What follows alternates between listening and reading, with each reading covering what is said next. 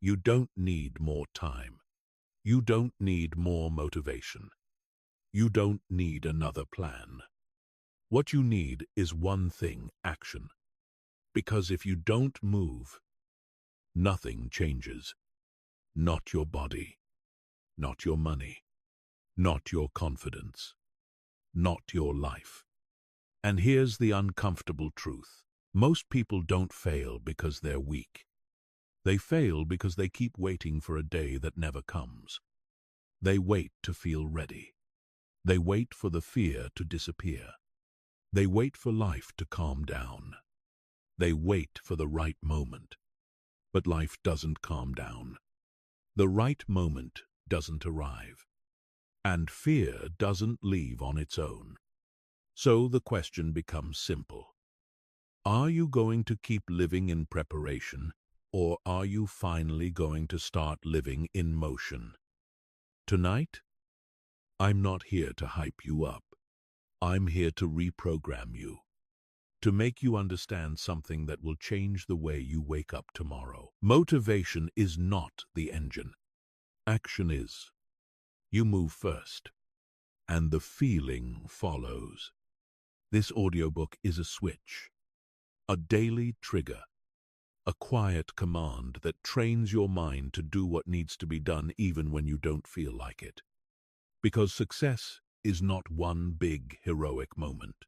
Success is a series of small decisions, repeated day after day, until quitting stops being an option. In the next minutes, you'll learn how to force yourself into action without waiting, without bargaining, without overthinking. You'll understand why your mind resists growth, why starting feels like pain, and how to break that resistance in 5 minutes or less. And by the end, you won't just feel inspired. You'll feel something stronger, a pressure, a certainty, a deep internal signal that says, start today, repeat tomorrow, win for life. Now, let's begin. There is a law that runs your life, whether you agree with it or not. It does not care how positive you think. It does not care how much you visualize. It does not care how badly you want a different future. If you don't take action, nothing changes. Not slowly, not eventually, not when the timing is right. Nothing. This is the brutal law most people avoid because it removes every comfortable excuse. It removes the fantasy that someday things will just fall into place. It removes the illusion that thinking, planning, and hoping are the same as doing. They are not. You can think about success every day and still be broke. You can plan your life perfectly and still be stuck. You can hope for change for years and wake up in the same place. Because hope without movement is paralysis. Look at your own life for a moment. Be honest. How many ideas have lived in your head but never made it into reality? How many times have you told yourself, I'll start soon? How many Mondays have come and gone with the same promises? This is how people lose years without realizing it. Not through failure, through delay. Delay feels harmless. It feels reasonable. It feels intelligent. I just need more information. I just need to feel more confident. I just need life to calm down. But delay has a cost. And the cost is your future. Every day you don't act, you reinforce a message in your nervous system. This is who I am. Someone who waits. And the longer you wait, the heavier that identity becomes. This is the part no one tells you. Inaction is not neutral. It is not rest. It is training. You are training your brain to hesitate. You are training your body to stay comfortable. You are training your life to stay exactly the same. That's why starting feels so painful. It's not because the task is hard. It's because you are breaking a pattern. The moment right before action is always the loudest. Your mind floods you with reasons. It brings up fear. It brings up doubt. It reminds you of every time you failed before. Not because it's protecting your future, but because it's protecting familiarity. Your brain loves what it knows, even if what it knows is pain, stress, or dissatisfaction. Familiar discomfort feels safer than unfamiliar growth. So, when you try to change, your brain reacts as if you're in danger. It says, "Not now. Not today. Wait until you feel ready." But readiness is a lie. No one ever feels ready before they act. They feel ready after they act. Confidence does not come before movement. Clarity does not come before movement. Motivation does not come before movement. They all come after. This is the reversal that changes everything. Most people are waiting for a feeling that only action can create. That's why they stay stuck.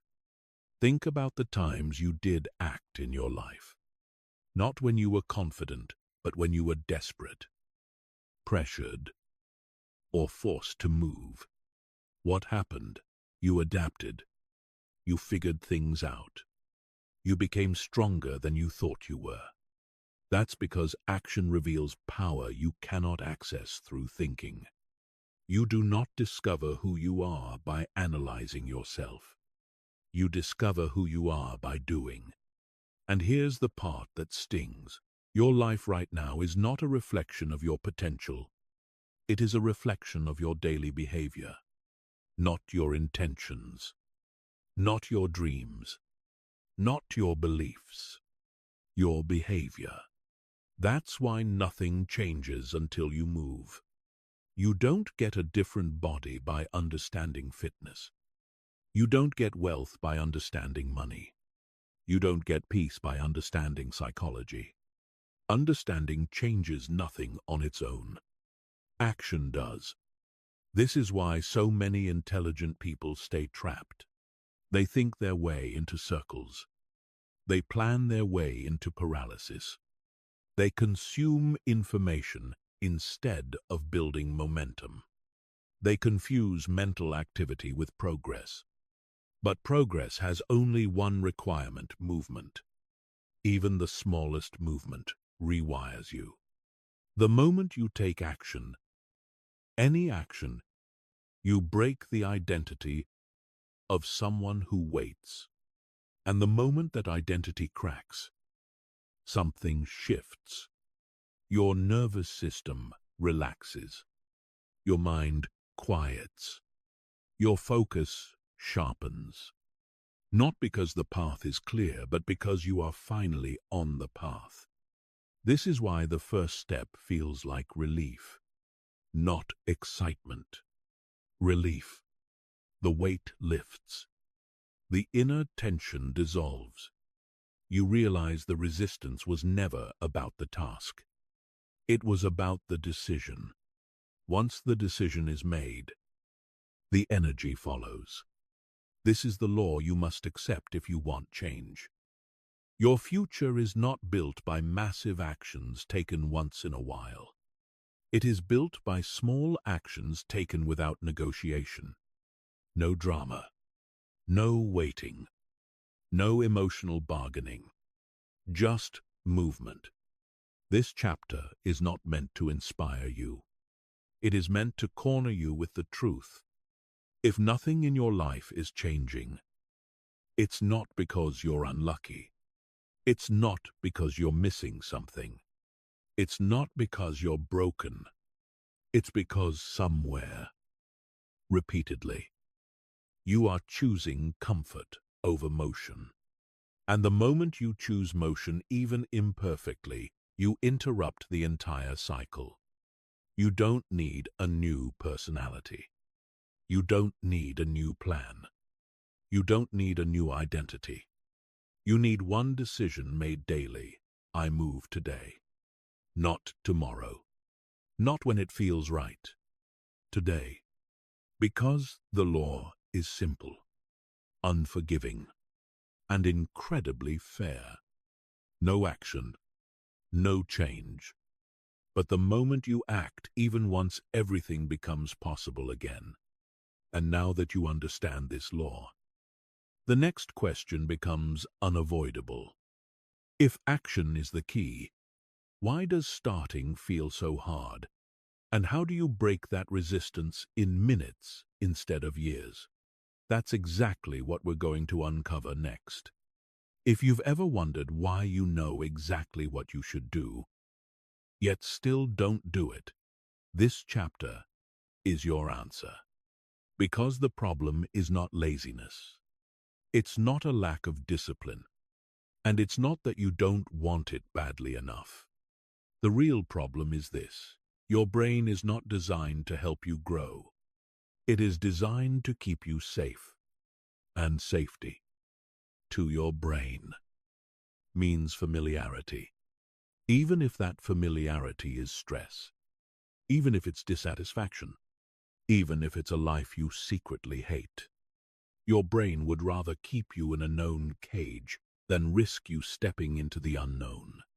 That's why the moment you decide to change, to wake up earlier, work on yourself, take a risk, start something new, your mind immediately pushes back. Not later, immediately. It starts whispering, not today. You're too tired. You can do it tomorrow. Let's think about this more. And here's the dangerous part. Those thoughts sound reasonable. They sound logical. They sound like you. But they're not truth. They're protection. Your brain is trying to preserve energy, comfort, and predictability. Growth threatens all three. This is why starting feels uncomfortable even when the action itself is simple. It's not the workout. It's not the email. It's not the first step.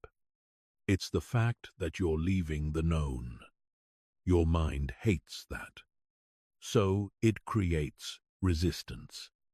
Resistance shows up as overthinking, procrastination, self-doubt, fear of failure, fear of embarrassment, fear of, what if this doesn't work? But notice something important. The resistance appears before you act, not after. Once you're actually moving, once you've started, the resistance drops dramatically. That's not an accident. Resistance exists to stop movement, not to manage movement. This is why the hardest part of anything in life is always the beginning, right before action. Your mind is loud. Right after action, your mind goes quiet. Think about it. How many times have you dreaded starting something, only to realize 5 minutes in that it wasn't that bad? That's because your mind was lying to you. Not maliciously, but mechanically. Here's the key insight you must internalize. Your mind is not a leader. It's a commentator. It comments on sensations. It reacts to uncertainty. It predicts danger where there is none. And if you let it lead, it will always choose comfort over progress. This is where most people lose their lives. They wait for their mind to give permission. They think, I'll start when I feel motivated. I'll start when I feel confident. I'll start when the fear goes away. But permission never comes, because the brain never says, yes, let's do something uncomfortable today. Never. So successful people learn a different rule. They don't ask their mind for permission. They override it. They treat resistance as a signal, not a stop sign. Resistance means this matters. This is new. This is growth. Not don't do it. The moment you understand this, you stop being confused by your own behavior. You stop asking, what's wrong with me? And you start saying, oh, this is normal. Fear before action is normal. Doubt before growth is normal. Hesitation before change is normal. What's not normal, what's destructive, is obeying those signals. Your mind will always exaggerate risk at the starting line. It will replay past failures. It will imagine future embarrassment. It will create worst-case scenarios. Why? Because it has no interest in your potential, only your survival. But you are not here just to survive. You are here to build, to grow, to evolve. And that requires a new relationship with your thoughts. Here's the shift. You stop treating thoughts as commands and start treating them as noise. You don't argue with them. You don't analyze them. You don't try to fix them. You act anyway. This is how power is built. Every time you move, despite resistance, you send a new message to your nervous system. I am safe while growing. I am capable while uncomfortable. I don't need permission to act. And something incredible happens. The resistance weakens, not immediately, but consistently. Your brain learns through evidence, not logic. Each time you act and survive, it updates its model. The fear shrinks. The hesitation shortens. The excuses lose intensity. This is why action is the fastest way to reprogram your mind. Not affirmations, not visualization, not positive thinking. Action, because action provides proof, and your brain listens to proof. This is also why people who overthink stay stuck. They try to solve a behavioral problem with thinking. But thinking is the problem. The mind cannot think its way into courage. It must be shown through movement. You don't wait to feel brave. You act and bravery appears afterward. You don't wait to feel confident. You act and confidence catches up. This is why discipline beats motivation every time. Motivation is emotional. Discipline is behavioral. Motivation waits. Discipline moves. And discipline does not require belief. It only requires obedience to the decision you made. Here's the rule successful people live by. Consciously or not, feelings are allowed, but they are not in charge. You can feel tired and still act. You can feel afraid and still act. You can feel uncertain and still act. Action is not the absence of fear. Action is movement with fear. And the more often you do this, the faster your brain stops fighting you. Eventually, something flips. You stop negotiating. You stop delaying. You stop listening. You just move. And when you reach that point, progress becomes inevitable. This chapter exists to free you from self-blame. You're not broken. You're not weak. You've just been letting the wrong system run your life. From now on, your mind doesn't decide when you act. You do. And once you understand how to override resistance, the next step becomes incredibly simple. Because if the mind is the gatekeeper, there is a specific way to slip past it. A method so small, so easy. Your brain doesn't even know growth has started yet. That's exactly what we'll unlock next. There is a reason most people never change their lives. It's not because they lack discipline. It's not because they don't care enough. It's because they make the starting line too big. They tell themselves, I need to fix everything. I need a full plan. I need to be ready. And the moment they think like that, the brain panics. Because your mind can tolerate discomfort, but it cannot tolerate overwhelm. So here is the truth that quietly dismantles resistance. Your brain doesn't resist action. It resists scale. The bigger the task feels, the louder the resistance becomes. That's why the solution is not more motivation. The solution is making the start so small that resistance can't grab it. This is the 5-minute start. And it works because it doesn't fight your brain head-on. It slips past it. Here's how resistance actually works. Your brain looks ahead and asks, how much energy will this cost? How long will this take? What if this fails? If the answer feels uncertain or large? The brain pulls the emergency brake. But when you reduce the action to 5 minutes, something changes. 5 minutes doesn't threaten survival. 5 minutes doesn't feel dangerous. 5 minutes doesn't require belief. It feels manageable. So the brain relaxes. And once the brain relaxes, movement begins. This is why people who understand this rule move faster than everyone else. They don't say, I'm going to change my life today. They say, I'm going to start for 5 minutes. That's it. No pressure. No drama. No identity shift. Just 5 minutes. And here's the secret most people miss. The 5-minute start is not about 5 minutes. It's about crossing the line. Because once you cross the line, momentum takes over. Think about it. How many times have you told yourself you'd just check something quickly and ended up staying longer? That's not weakness. That's momentum.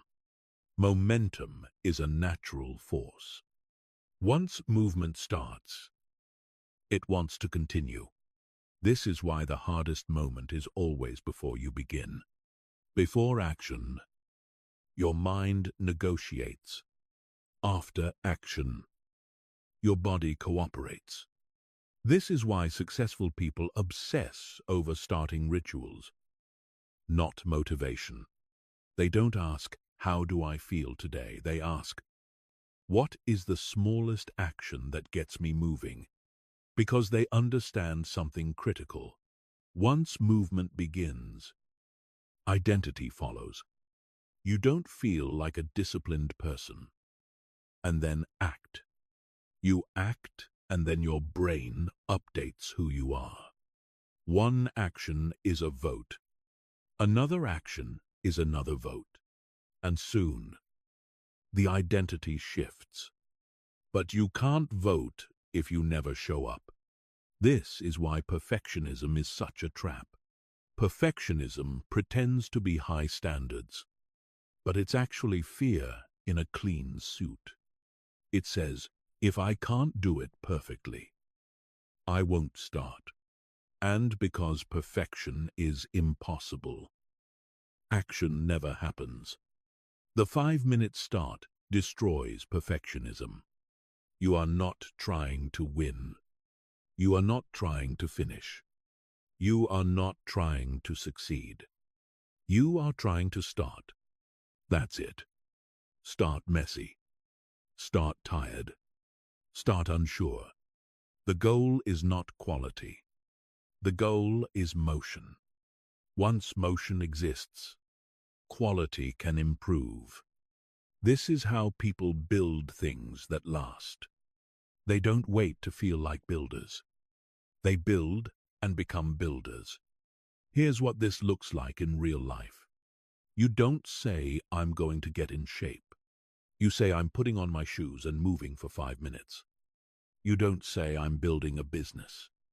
You say, I'm opening the document and working for 5 minutes. You don't say, I'm fixing my life. You say, I'm taking one responsible action today. The scale shrinks. The resistance weakens. The start happens. And once you're in motion, something surprising occurs. You don't want to stop. Not because you're suddenly motivated, but because stopping feels harder than continuing. This is the moment power shifts. Before action, the mind controls the body. After action, the body pulls the mind forward. That's momentum. And momentum is what people mistake for discipline. Discipline is not forcing yourself to suffer. Discipline is designing starts that remove friction. This is also why people burn out. They start too big. They demand too much. They try to change everything at once. And the brain rebels. The 5-minute start avoids burnout because it respects how the nervous system works. It says, we're not doing everything. We're just doing something. And something is always enough to begin change. Here's another truth you need to hear. You don't need consistency to start. You need starts to create consistency. Most people try to be consistent before they move. That's backwards. Consistency is a byproduct of repeated starts. One start today, another start tomorrow. Eventually, the habit forms. But habits don't form from motivation. They form from repetition. And repetition only happens when starting is easy. This is why the 5-minute rule is so powerful. It turns action into something your brain doesn't fight. It turns discipline into something automatic. And it gives you something priceless, proof.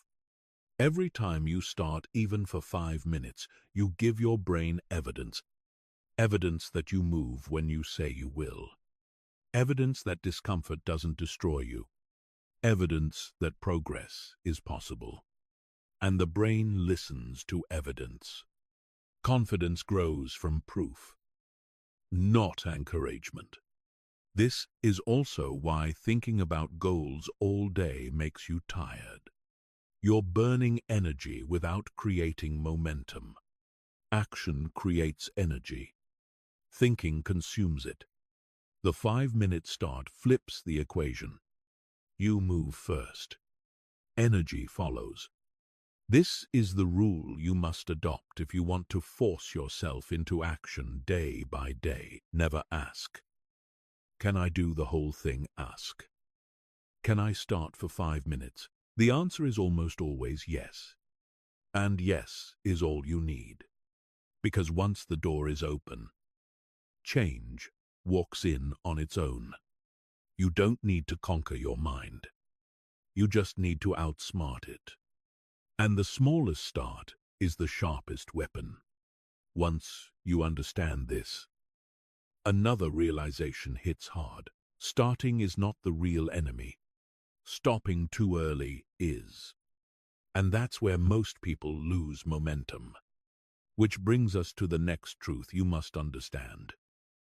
Why progress stalls. Not because you can't continue, but because you quit right before momentum locks in. That's what we'll break down next. Momentum is one of the most misunderstood forces in human behavior. Most people think motivation comes first, then action, then results. But real life works in the opposite direction. Action creates momentum. Momentum creates motivation. Motivation sustains action. When people say, I just don't feel motivated, what they're really saying is, I haven't moved yet. Because motivation is not something you summon. It's something that appears once motion exists. Momentum works like gravity. At rest, everything feels heavy. Every movement feels forced. Every step feels expensive. But once something is moving, keeping it moving takes less effort than stopping it. This is why starting feels painful and continuing feels strangely easier than expected. Think about your own experience. How many times have you forced yourself to begin something you didn't want to do, only to find that 20 minutes later you were focused, engaged, and calmer than before? That wasn't discipline. That was momentum taking over.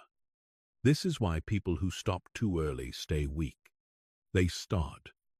They feel the initial resistance break, and then they quit, right before momentum locks in. And when they quit, they reset the entire system. The next start becomes just as hard as the first. This is the invisible trap most people never see. They think, I tried. It didn't work. But the truth is, they didn't stay long enough for momentum to change the equation. Momentum doesn't arrive instantly. It builds. It needs a little time, a little continuity, a little trust. And once it's there, it does most of the work for you. This is why consistency beats intensity every time. Intensity burns energy. Momentum creates energy. When you push too hard, you exhaust yourself. When you stay in motion, energy begins to circulate. This is also why people who go all in often fail. They demand too much from themselves too fast. They spike effort. They collapse. No momentum, no rhythm, just exhaustion. Momentum requires pacing. It's not about how hard you push.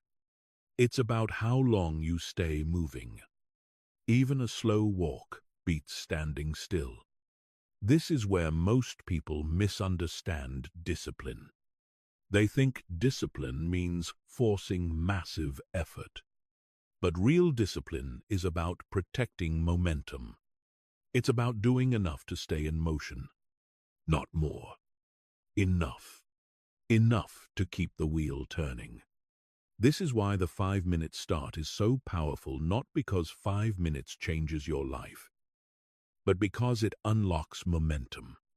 And once momentum exists, the question shifts. You're no longer asking, can I start? You're asking, why would I stop? This is where behavior changes. Stopping starts to feel unnatural. Momentum creates a subtle pressure, a pull forward. You don't need hype. You don't need force. You just need to not interrupt the movement. And this is where most people sabotage themselves. They overthink mid-action. They evaluate too early. They judge progress while it's still forming. They say, this isn't enough. I should be further by now. This doesn't feel impressive. And in doing so, they kill momentum. Momentum doesn't respond to judgment. It responds to continuity. This is why successful people delay evaluation. They don't ask if it's working after one session. They don't assess progress every day. They let momentum build quietly.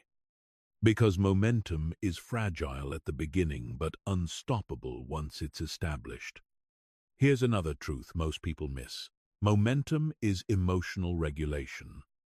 When you're in motion, anxiety drops, doubt quiets, mental noise fade. Not because problems disappear, but because action anchors the mind. The mind needs something to do. When it has no task, it creates fear. When it has movement, it creates focus. This is why action is the fastest way out of anxiety. Not analysis, not reassurance, movement. And once you experience this, you stop chasing motivation. You start chasing flow. Flow is momentum with attention. And flow only appears when you stay long enough in motion. This is also why people who succeed seem disciplined. They're not forcing themselves every day. They're riding momentum. The early days require effort. The later days require protection. Protection from distraction, overthinking, comparison, quitting too soon. Momentum doesn't care about your mood. It cares about your behavior. If you keep showing up, it grows. If you stop, it disappears. No punishment, no judgment, just physics. This is why stopping for just one day is dangerous early on. One day resets the system. 2 days create friction. 3 days rebuild resistance. Momentum must be guarded when it's young. Not with intensity, with consistency. And here's the shift that changes everything. Your job is not to push yourself forward. Your job is to avoid pulling the brakes. Don't stop to question. Don't stop to analyze. Don't stop to wait for feelings. Just keep moving, even imperfectly. Because momentum doesn't require perfection. It requires presence. This chapter exists to reframe effort. You are not weak because starting is hard. Starting is hard for everyone. But once you understand momentum, you stop restarting your life over and over again. You stop living in day one. You start living in continuation. And continuation is where power lives. Now, there is one final mistake that kills momentum faster than anything else. Not laziness, not fear. Expectation. The expectation of fast results. That's the invisible enemy that makes people quit right before momentum compounds. And once you see how this works, you'll understand why most people stop at the exact wrong moment. That's what we need to expose next. There is a moment in every meaningful pursuit where quitting feels logical, not emotional, not dramatic. Logical. This is the most dangerous moment of all, because it doesn't feel like giving up. It feels like being realistic. Progress is slow. Results are invisible. Energy is lower than it was on day one. And the mind begins its favorite story. Maybe this isn't working. Maybe this isn't for me. Maybe I should try something else. This moment has a name. The quit point. It is the place where most lives quietly collapse. Not because people fail, but because they leave too early. The quit point shows up after the excitement fades. But before the results arrive, that gap is where momentum is being built, but not yet rewarded. And because humans are wired to seek immediate feedback, this gap feels unbearable. Here's the truth most people never understand. Progress is delayed by design. Results are not supposed to appear instantly. If they did, discipline would be unnecessary. The delay is what separates the committed from the curious. At the quit point, the mind begins to renegotiate the original decision. It says, you gave it a fair shot. You tried. It shouldn't be this hard. But here's what's really happening. The brain is uncomfortable with uncertainty without reward. You are spending energy. You are showing up. But you are not yet receiving proof. So the mind tries to escape. This is where most people make a fatal mistake. They interpret the absence of results as evidence of failure. But absence of results is not failure. It is incubation. Think about anything that grows. Seeds don't sprout the day they're planted. Muscle doesn't appear after one workout. Skill doesn't show after one practice. There is always a period when nothing seems to be happening. But something is happening, just not where you can see it. Under the surface, systems are rewiring. Patterns are forming. Momentum is compounding. But if you quit during incubation, you kill the process before it reveals itself. This is why people who succeed don't look special at the beginning. They look ordinary. They just stay longer. They pass the quit point. Most people never do. They confuse boredom with failure. They confuse slowness with impossibility. They confuse discomfort with a warning sign. But discomfort is not a signal to stop. It is a signal that growth is underway. Here's a hard truth you must accept. If it feels uncomfortable and unrewarded, you are probably doing it right. Because comfort and quick reward belong to the old life. The new life requires tolerance. Tolerance for delay. Tolerance for silence. Tolerance for effort without applause. This is where identity is tested. At the quit point, you are no longer acting like the person you were, but you are not yet recognized as the person you're becoming. That in-between space feels lonely. And most people retreat back to the familiar because it offers immediate relief. But relief is expensive. Relief costs momentum. This is also why people keep restarting. They jump from program to program, goal to goal, routine to routine, always chasing the early excitement, always avoiding the middle. But growth does not happen at the start. It happens in the middle, in repetition, in boredom, in showing up without drama. This is why winners don't chase motivation. They commit to duration. They don't ask how long until this works. They ask, how long am I willing to stay? And the ones who stay long enough always get paid. Because the quit point is not a dead end. It is a gate. On one side, frustration, doubt, uncertainty. On the other side, momentum that compounds. Identity that locks in. Results that accelerate. But you only pass through if you refuse to leave. This is where discipline becomes decisive. Not discipline to start, discipline to continue. Anyone can start when they feel inspired. Few can continue when inspiration disappears. But continuation is where power is built. This is also where comparison becomes toxic. You look around and think, they're ahead of me. They're progressing faster. Why am I not there yet? But you don't see their timeline. You don't see how long they stayed invisible. You only see them after the quit point. Every overnight success you admire is the result of someone who stayed long after it stopped being exciting.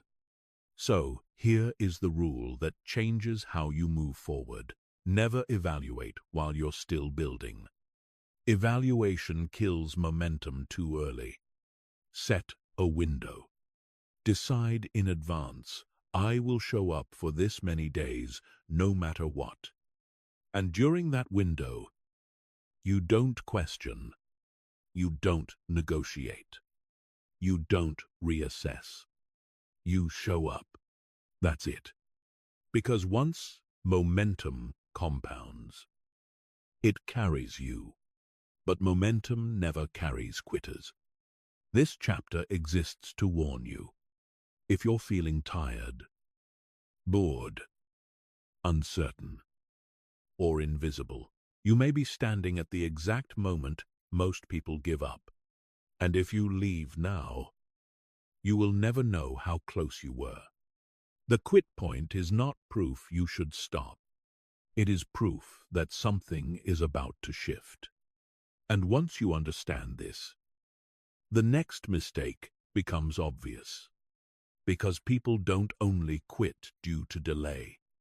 They also quit because they demand too much from themselves in one moment, instead of stacking small wins over time. That's what we need to rewire next. Most people believe success comes from a dramatic breakthrough. One big decision, one massive effort, one perfect moment where everything changes. That belief destroys more lives than failure ever could, because it trains people to ignore the only thing that actually works: small wins, repeated daily, not someday, not occasionally, every day. The reason this matters is simple. Your brain does not change through inspiration. It changes through evidence. And small daily wins provide evidence your nervous system can accept. A massive effort feels unnatural. A daily win feels safe. That's why consistency beats intensity every time. Intensity shocks the system. Consistency rewires it. This is where most people misunderstand growth. They think, if I'm not doing something big, it doesn't count. So they do nothing. Or they wait until they can do everything at once. But growth doesn't care about scale. It cares about direction. A small step forward beats standing still with big dreams. This is why daily wins matter more than motivation. Motivation comes and goes. Wins stack. Each small win sends a message. I show up. I follow through. I move even when it's uncomfortable. That message compounds. Not in your bank account first. Not in your body first. In your identity. This is the part most people miss. You don't become confident and then act. You act and confidence emerges as a side effect. Confidence is not a feeling. It is memory. The memory of repeated follow-through. Small wins create that memory. Think about the most disciplined person you know. They are not superhuman. They are not unusually motivated. They simply have a long history of doing what they said they would do. That history was built one small action at a time. This is why people who chase big wins often fail. They swing hard. They miss. They get discouraged. Then they quit. But people who chase daily wins don't need hype. They don't need perfect conditions. They need one box to check today. That's it. This is how momentum becomes permanent. Small wins reduce decision fatigue. You're not deciding whether to change your life every morning. You're deciding whether to complete one simple action. And the easier the action, the more likely it happens. This is not weakness. This is strategy. This is also why people underestimate progress. They don't see results immediately, so they assume nothing is happening. But progress is invisible before it's obvious. Compounding works quietly. The first few days look the same. The first few weeks feel slow. The first few months test patience. Then something shifts. Not dramatically, gradually. You notice you're thinking differently, reacting differently, moving without debate. That's not luck. That's accumulated proof, changing your nervous system. Here's a critical distinction you must understand. Winning the day is more important than chasing the outcome. Outcomes create pressure. Pressure triggers avoidance. Daily wins create rhythm. Rhythm sustains movement. When you focus on today's win, tomorrow takes care of itself. This is why people who succeed talk about routines. Not because routines are exciting, but because routines remove negotiation. They eliminate the daily argument with the mind. You don't ask, "Do I feel like it?" You ask, "What's today's win?" and you execute. That's it. Over time, these wins stack like bricks. One brick doesn't look impressive, but a wall built brick by brick is unbreakable. This is how habits form. Not through force, through repetition. Repetition tells the brain, "This is normal now." And once something feels normal, resistance disappears. This is why small daily wins are powerful.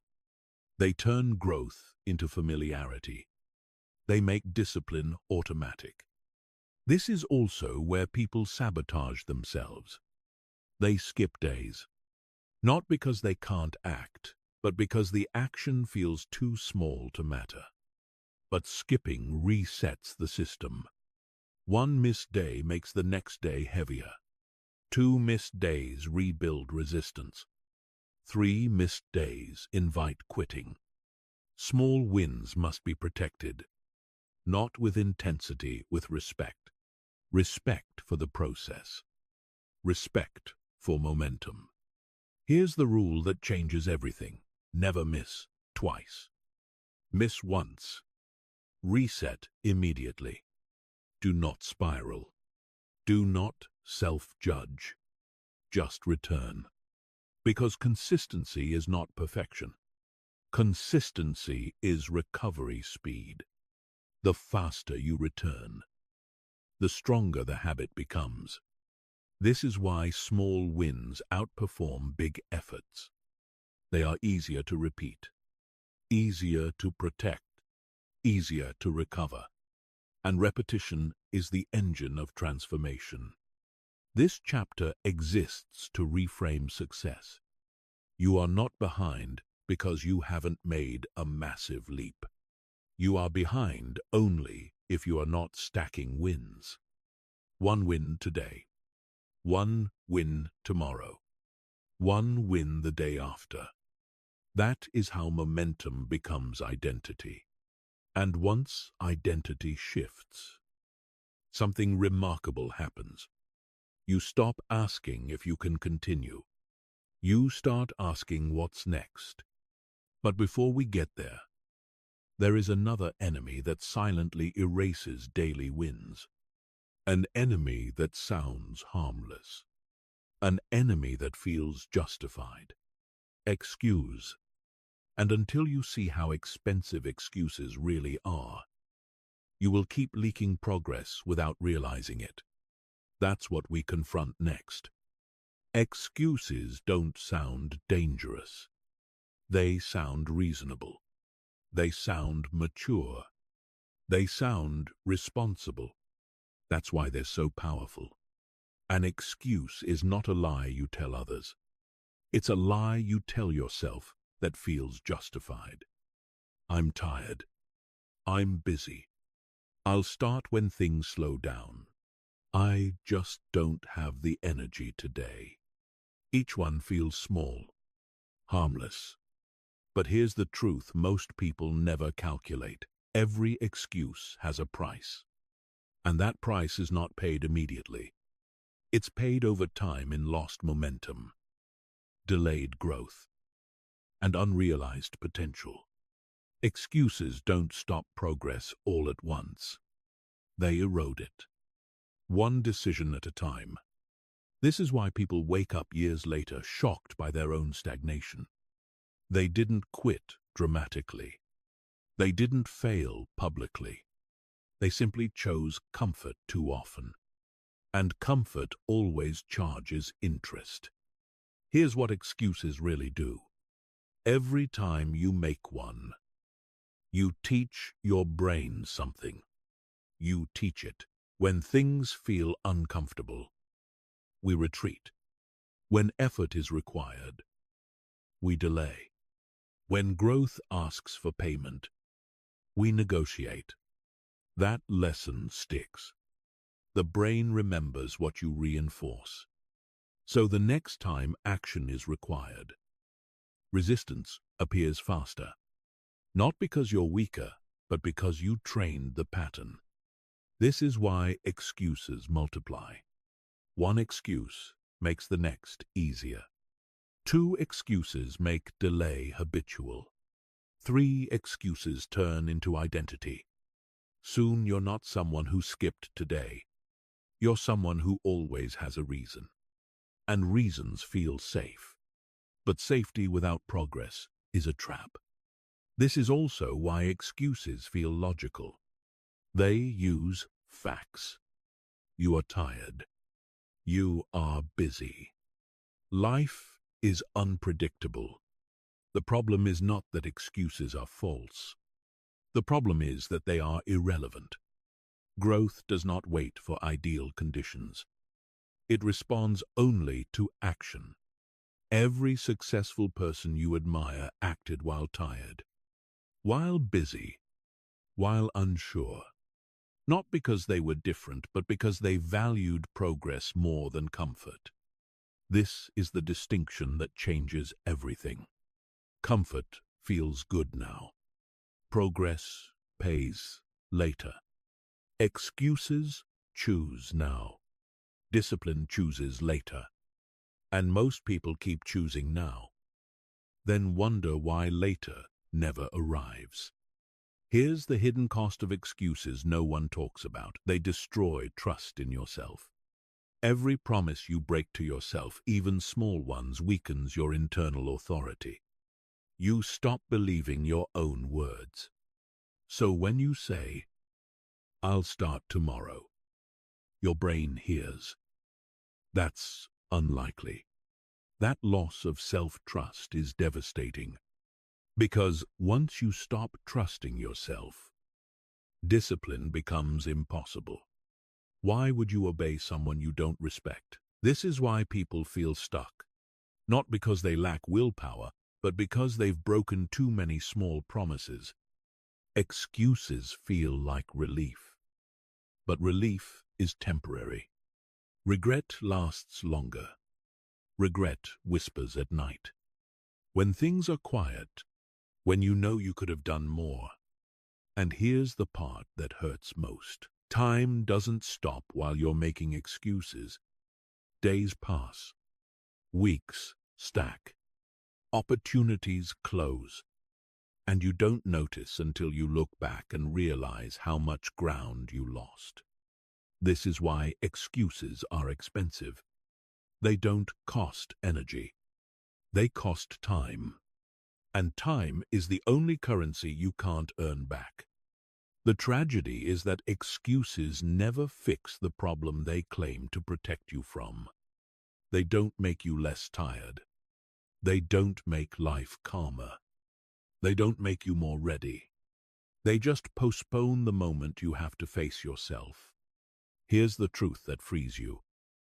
Action destroys excuses instantly. The moment you move, excuses vanish. Not gradually, immediately. Because excuses only exist in hesitation. Once you act, the debate ends. This is why the fastest way to silence your mind is not to argue with it, but to move your body. Put on the shoes. Open the document. Take the step. No thinking. No justification.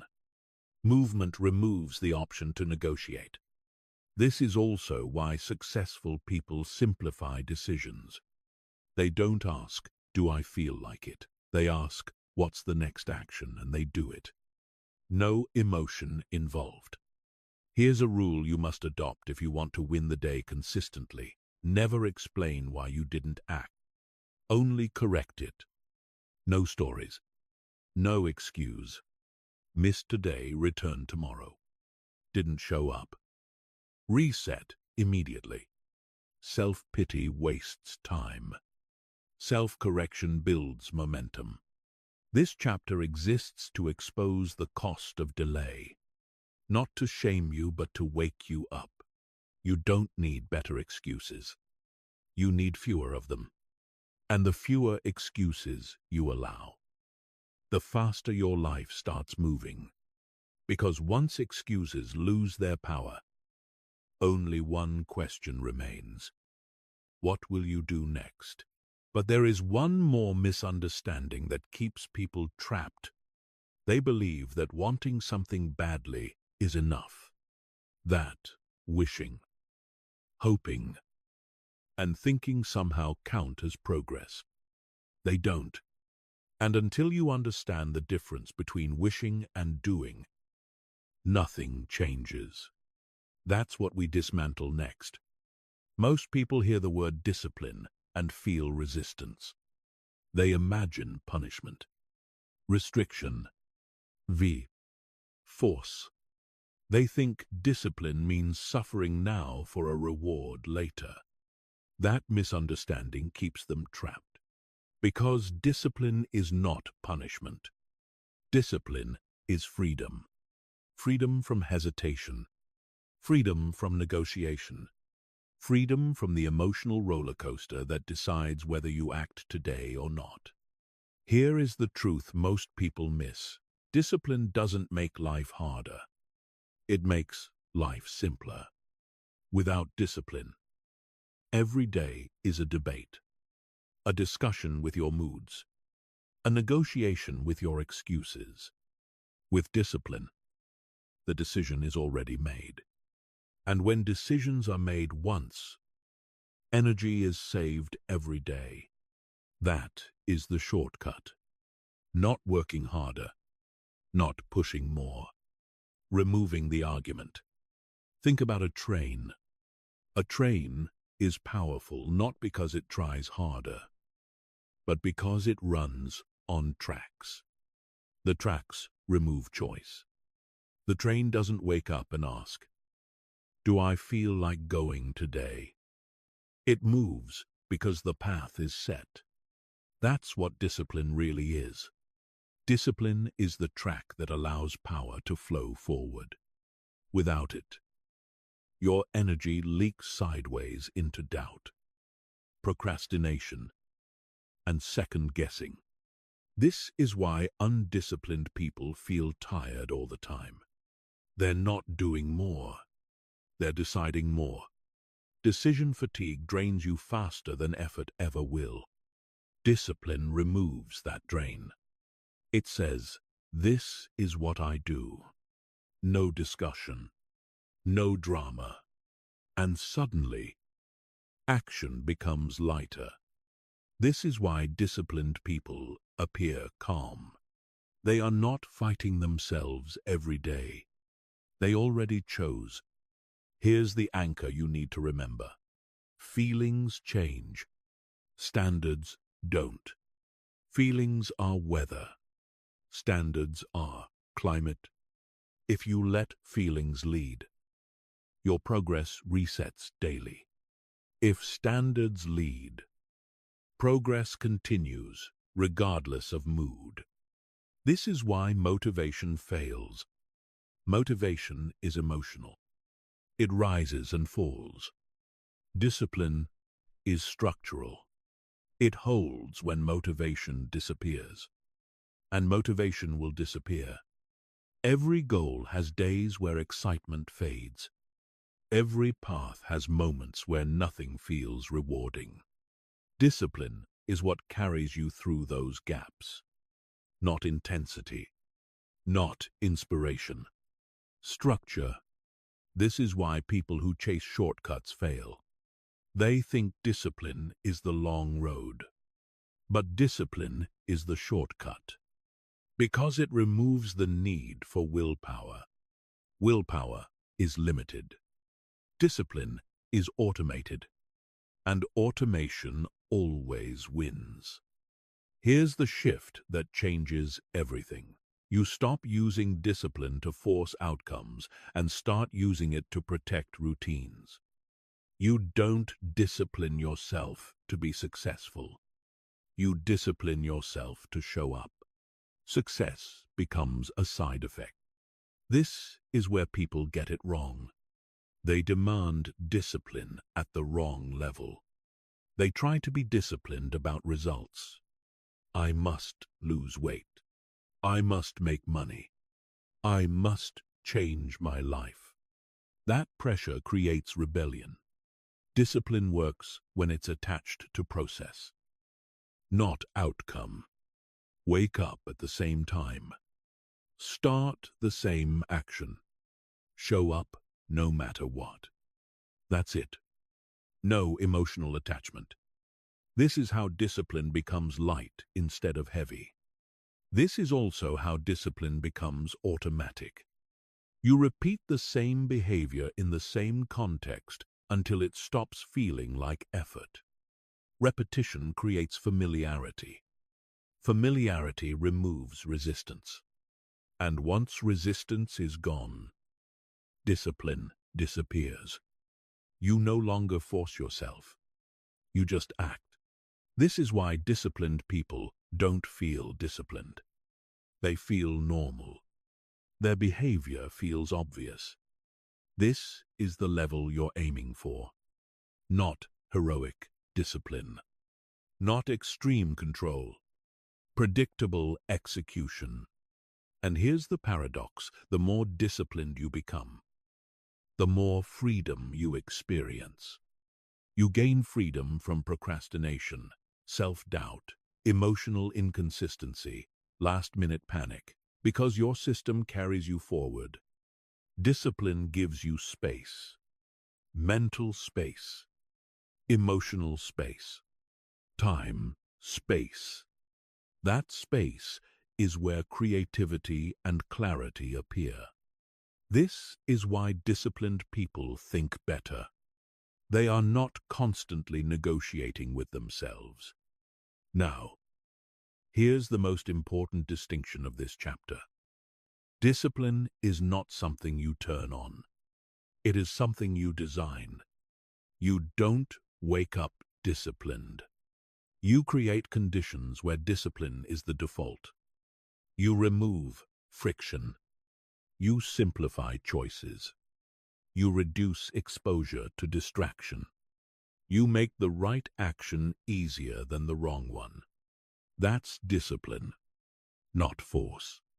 Design. And once discipline is designed into your day, your identity begins to shift. You stop saying, "I'm trying." You start saying, "I do." And that brings us to the next level. Because discipline alone is not the final form. Discipline creates consistency.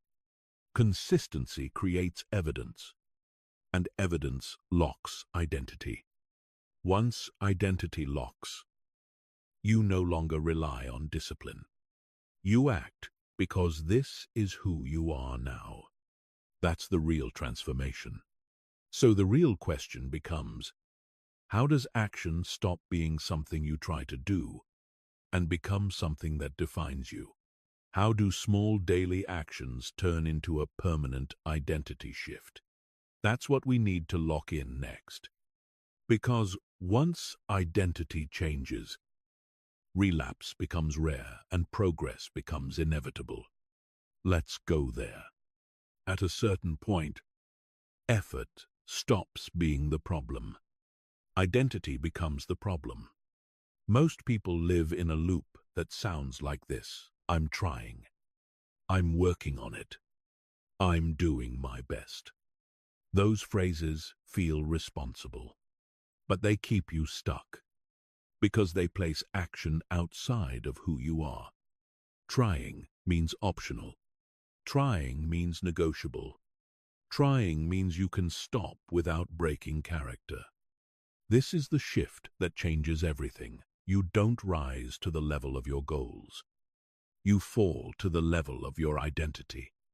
What you do consistently is not driven by desire. It's driven by who you believe you are. And here's the key most people miss. Identity is not formed by thinking. It is formed by behavior. You don't decide who you are and then act. You act, and your brain decides who you are. This is how identity actually works. Your mind is constantly asking one question: what kind of person does this behavior belong to? Every action you take is a vote, not a promise, not a plan. A vote. One vote doesn't decide the election, but repeated votes lock the result. When you act, even in small ways, you send evidence inward. This is what I do. This is who I am. And your brain adjusts accordingly. This is why motivation fades, but identity stays. You don't wake up motivated to brush your teeth. You do it because that's who you are. You don't debate whether to show up to something you identify with. You just show up. This is the level you are building toward. Not forcing action. Becoming someone who acts. Here's the most important distinction in this entire audiobook. You are not trying to build habits. You are building a person. Habits are fragile when identity is weak. But when identity locks, habits run themselves. This is why people relapse. They try to change behavior without changing self-image. They say, I'm someone who struggles with discipline, but I'm trying. That identity sabotages every effort, because every time it gets hard, the old identity feels familiar and pulls you back. Identity always wins. So the goal is not to do more. The goal is to collect evidence. Small, undeniable proof that supports a new self-image. Not dramatic changes. Not public declarations. Quiet proof. Here's how identity lock actually happens. You do something small but deliberate. You repeat it. You repeat it again. And one day, without announcing it, your inner language shifts. You stop saying, I'm trying to be disciplined. You start thinking, I don't miss. That moment is subtle, but it's permanent.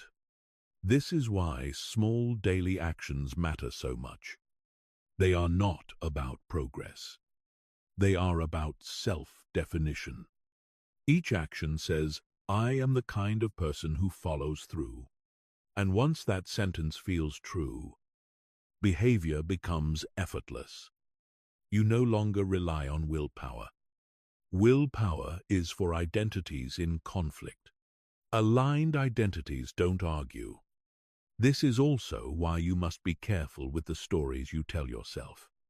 Every time you say, I'm lazy, I'm inconsistent, I always fall off, you reinforce the very behavior you want to escape. Your brain listens to repetition, so you replace the story with evidence. Not affirmations. You don't say, I am disciplined. You prove it. One action at a time. This is why identity change feels slow at first, because the brain doesn't update identity on intention. It updates on pattern. Patterns require repetition. But once the pattern is clear, identity locks fast. And when identity locks, relapse feels wrong. Skipping feels uncomfortable. Quitting feels out of character. That's the power you're building. This is also why identity-based change lasts. Motivation-based change collapses under stress. Identity-based change survives pressure. When life gets chaotic, you don't rise, you default. And your default is your identity. So the question is no longer, how do I force myself to act? The question becomes, what kind of person am I proving myself to be today? Every action answers that question. You don't need to be perfect. You need to be consistent enough for the brain to notice. This is the moment where effort turns into inevitability, where discipline fades into normal behavior, where action no longer feels like self-control but self-expression. And once you reach this stage, something powerful happens. You stop asking if you'll continue tomorrow. You assume you will, because stopping would violate who you are. This is the lock. This is the point of no return. But identity still needs a structure to live inside. A simple daily container that keeps action automatic. Not a complicated system. Not a long checklist. A rhythm. A protocol. And that's where everything comes together. Because once identity is locked, all that's left is to execute day by day without friction. That final piece is what we'll install next. At this point, you don't need more theory. You don't need more explanations. You need something you can live inside. Because action doesn't fail due to lack of knowledge. It fails when days become unstructured. That's why this final chapter is not inspiration. It's a container. A simple daily rhythm that turns everything you've learned into automatic behavior. Not a long checklist. Not a rigid schedule. A protocol. One that works even on low-energy days. Especially on low-energy days. Here it is. Every day has 3 moments. Nothing more. Nothing less. The unlock action. This is the first move of the day. It does not need to be impressive. It does not need to be hard. It needs to be non-negotiable. One small action that signals to your nervous system, I move today. That's it. Not success. Movement. It might be getting out of bed immediately, opening the document, putting on the shoes, sitting in the chair. The action is not important. The decision is. This is the key that unlocks momentum. You do not ask how you feel. You do not check motivation. You act. Once this action is complete, the day is no longer theoretical. It has begun. The core action. This is the one action that actually moves your life forward. Not 10 things. Not everything. 1. It is chosen in advance. No thinking in the moment. This action might be working on the skill, training the body, building the asset, creating the output. You don't aim for perfection. You aim for completion. Finish something small. Because finished actions send stronger signals to identity than big intentions ever will. This is where progress compounds. Not because the action is massive, but because it is repeated, day after day. The close action. This is where most people lose power. They finish the day distracted, scattered, unfinished. The close action prevents that. It is one intentional signal that says, today counts. It might be writing down what you completed, preparing the first step for tomorrow, cleaning the space you worked in. This action closes the loop, and closed loops create psychological calm. Calm creates sustainability. Sustainability creates success.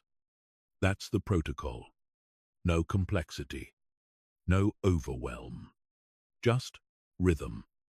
Unlock. Execute. Close. This is how you remove friction from action. This is how discipline becomes automatic.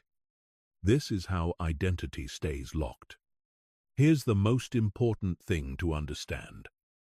You don't rise to your best days. You default to your systems. When life gets busy, emotional, chaotic. This protocol carries you. Not motivation, not willpower. Structure, and structure is freedom. Now, let's bring this home. Every future you admire was built this way. Not through dramatic moments, through ordinary days executed consistently. Every strong body was built one workout at a time. Every skill was built one session at a time.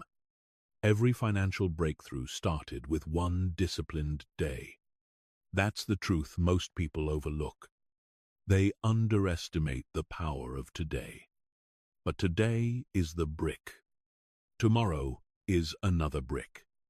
Stack enough bricks, and a structure appears, not by luck, by design. So, here is the final anchor you carry with you. Start today. Repeat tomorrow. Win for life. Not because you feel ready, not because you feel motivated, but because this is who you are now. You are not someone who waits. You are not someone who negotiates. You are someone who acts day by day. And if you do that, consistently, without drama, your future stops being a question. It becomes inevitable. Now, take the next step. Not tomorrow. Today, this is where the old cycle ends, and the new one begins. You've reached the end of this audiobook, but nothing changes here unless you move. Not later. Not when you feel ready. Now. If there is one truth that matters above everything you've heard, it's this. Your life does not change when you understand more. It changes when you do more, especially on the days you don't feel like it. You don't need a perfect plan. You don't need confidence. You don't need motivation. You need one decision that ends negotiation. Because the future you want is not built in some day. It is built in ordinary days when no one is watching. When excuses sound logical. When quitting feels justified. That's where everything is decided. Right now, your mind may already be trying to move on. It may be telling you, I'll start later. I'll think about what to do. That voice is the old pattern fighting for survival. Don't listen to it. Do something different this time. Before you close this video, choose one small action. Not a big goal. Not a dramatic promise. One clear action you can take today. Then take it. That single act matters more than this entire audiobook. Because action is the language your future responds to. If this message resonated with you, make it real. Comment below, I take action today. Not for motivation, for accountability. A signal to yourself that the waiting phase is over. And remember this. You don't need to change your whole life in one day. You just need to prove to yourself that you move. Then do it again tomorrow. And the day after that. Quietly. Relentlessly. Without negotiation. This is how discipline becomes identity. This is how ordinary days create extraordinary lives. Start today. Repeat tomorrow. Win for life.